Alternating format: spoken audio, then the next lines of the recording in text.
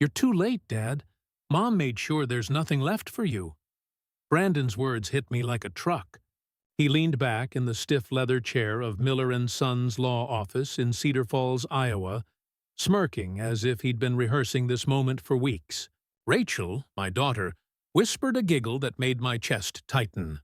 I had driven 2 hours from my small Lincoln, Nebraska garage to get here.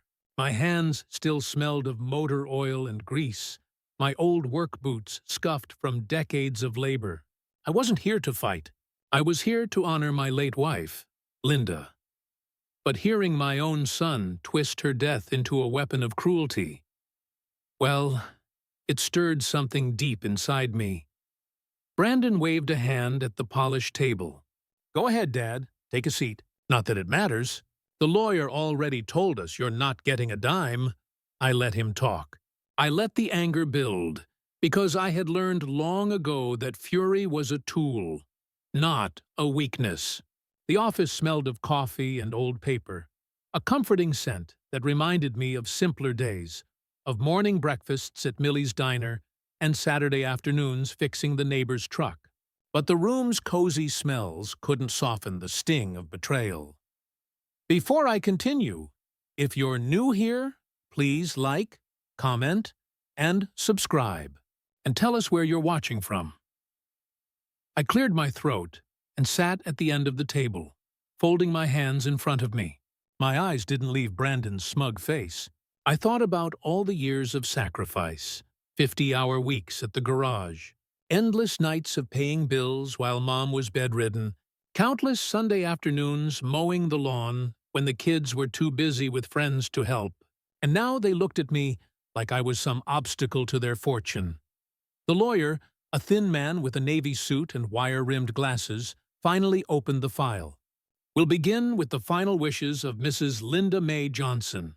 I swallowed, letting the room settle into silence. Every rustle of paper sounded louder than usual. My kids were brimming with expectation, expecting disappointment, expecting victory. They didn't know the truth.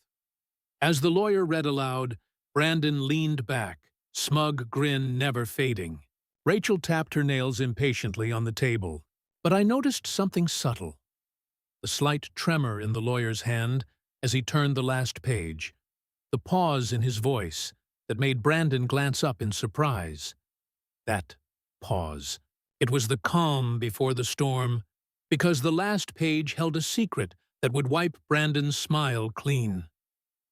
Brandon's grin faltered the moment the lawyer's eyes lingered on the final page. He coughed nervously. Rachel's fingers stilled mid-tap. I'm not sure I understand," Brandon said, his voice slightly higher than usual. The lawyer adjusted his glasses.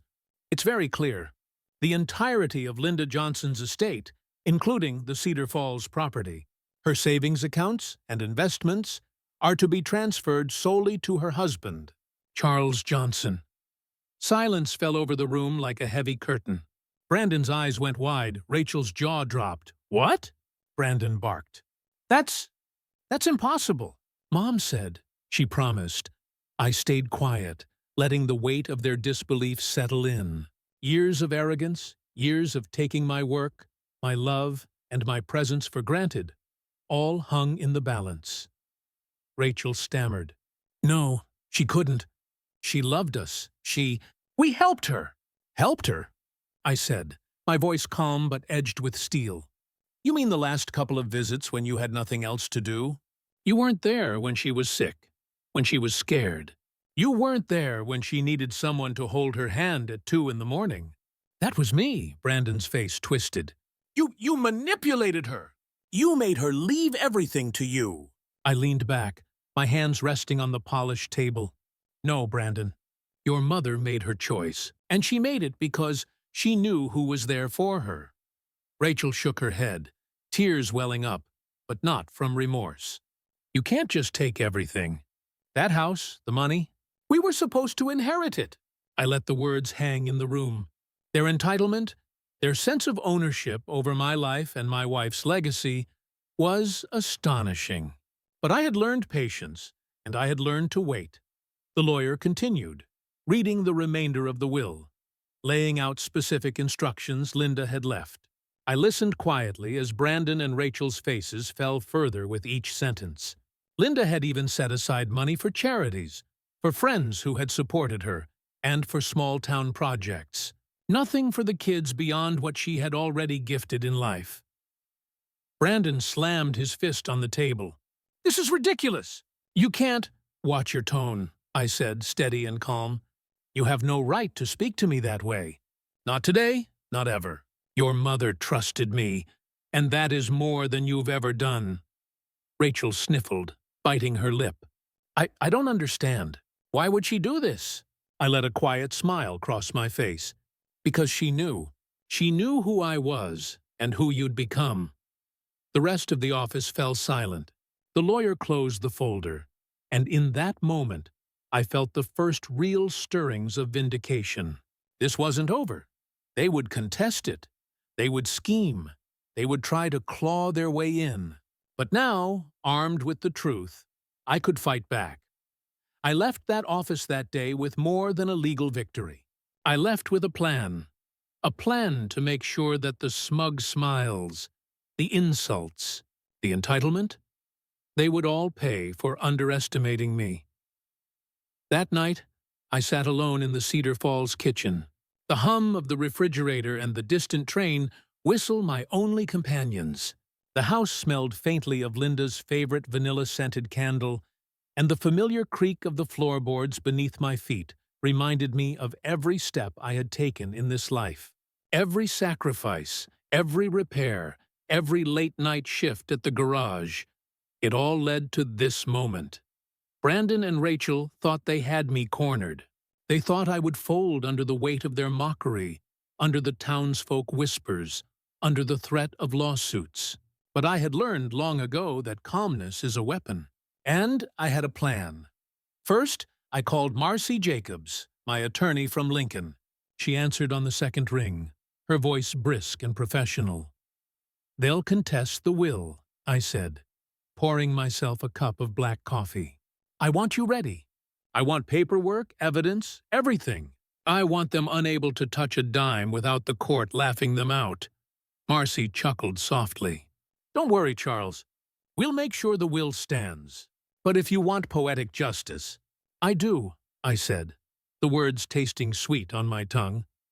Over the next week, I worked quietly. I organized Linda's documents, her letters, receipts, and even the audio recordings she had made during her final months. Every conversation she had had with me about her wishes was documented.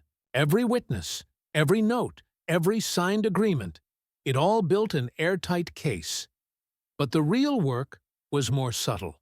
I reached out to the local banker, a man named Tom Reynolds, who had known our family for decades. I asked him to quietly check on any suspicious movements regarding the estate, any attempts by Brandon or Rachel to leverage friends or neighbors for false affidavits. Tom's eyebrows went up, impressed with my foresight. "You're thinking ahead, Charles. Smart move." Next, I spoke to a few neighbors and friends I trusted. Without making a show of it, I let them know the truth, that I had been left the estate legitimately, that the kids were scheming, that I intended to protect what was rightfully mine.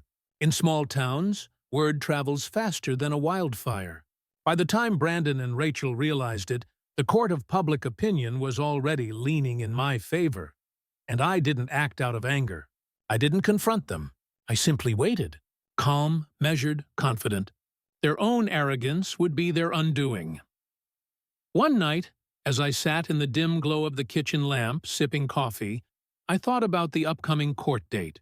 Brandon and Rachel were preparing to bring their claims, ready to fight me. But I had patience on my side, evidence on my side, and the truth, the pure, unshakable truth, on my side.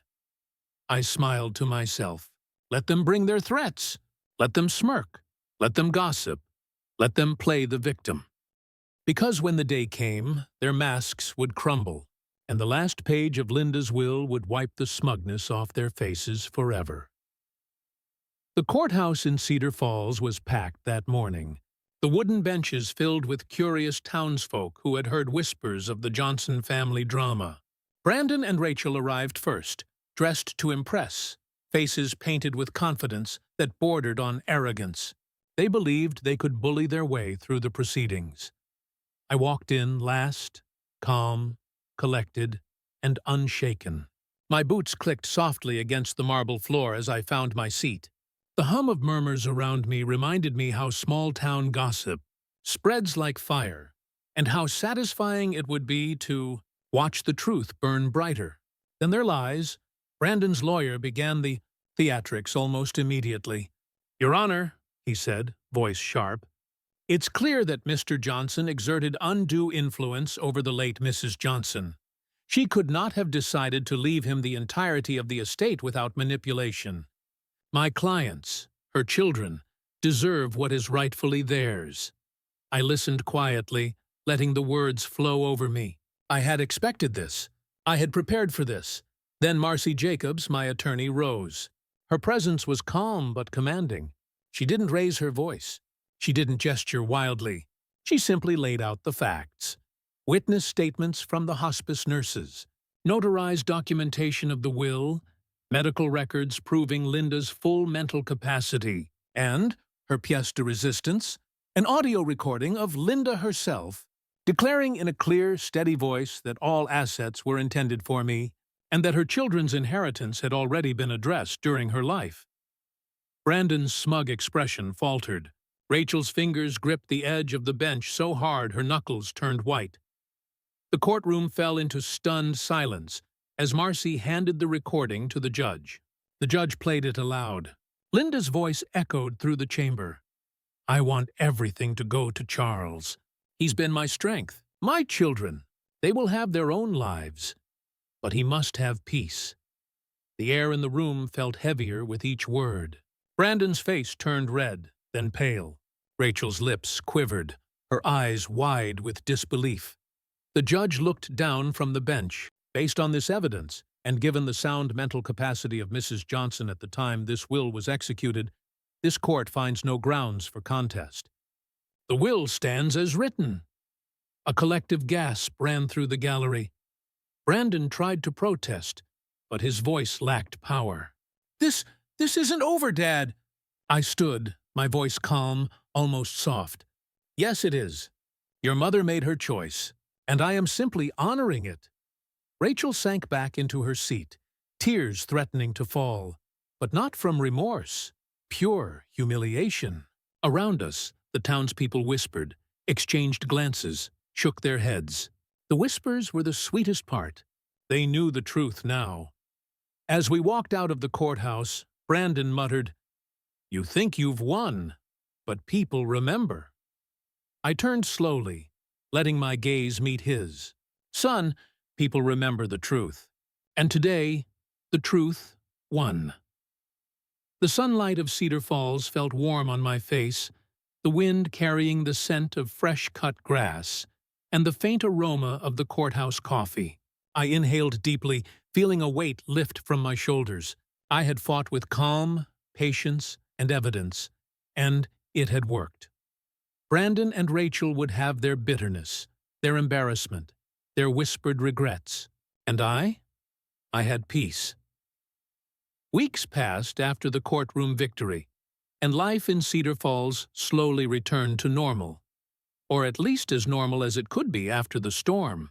Brandon and Rachel had retreated into the shadows of their own making. Brandon lost his job at the car dealership. The whispers from the courthouse followed him everywhere, a silent reminder of his arrogance and greed. Customers asked for another salesman, neighbors avoided him, and even his friends began to distance themselves. Rachel's world crumbled similarly. Her part-time office job became untenable as clients and colleagues learned of her schemes. Invitations to community events dried up. The very small-town circle she had once navigated with ease now turned cold. Meanwhile, I focused on the life Linda had left me to protect. I repaired the old Cedar Falls house, tending to every corner as if each plank, each nail, held her memory. I installed new floors where needed, polished the oak cabinets, and even painted the guest room the soft cream color she had always loved. Each task grounded me, a meditation in remembrance and renewal. One evening, I sat on the porch, sipping a glass of sweet tea. The scent of freshly cut grass filled the air, mingling with the faint aroma of evening rain. I let the silence settle around me. For the first time in years, I felt at peace. I thought about Brandon and Rachel. They had wanted the house, the money, the legacy, but their own choices had stripped them of everything that mattered: respect, community standing, and the trust of those who had once cared. Their attempts at cruelty had only highlighted their emptiness. A week later, Brandon came to the house. His shoulders slumped, eyes hollowed, face pale. "Dad, I need help. Just until I get back on my feet." I studied him carefully. The boy who had mocked me, laughed at my supposed failures, and believed he could steal from me was gone. In his place was a man humbled by his own mistakes. "I'm sorry, son," I said softly, my voice calm, unwavering. "But you made your choice." I watched as he swallowed hard, the words sinking in. I closed the door gently, letting him feel the weight of the consequences. As I returned to my porch chair, the sunset painted the sky in deep shades of orange and crimson. Crickets began their nightly song, and the gentle hum of the neighborhood reminded me that life moves on, even after storms. Linda's voice echoed in my memory. "You know who is there for you, Charles. Stand tall," and I did. I stood tall, not because I had won money or property, but because I had reclaimed my dignity, my peace, and the truth of my life's work. Brandon and Rachel would remember this lesson forever. The town would remember, and I would finally rest in the quiet knowledge that justice, poetic, inevitable justice, had been served. The past had been claimed by greed and betrayal. The present belonged to truth, and the future, mine alone, was filled with peace. Tell us your thoughts in the comments, and don't forget to like, share, and subscribe for more stories.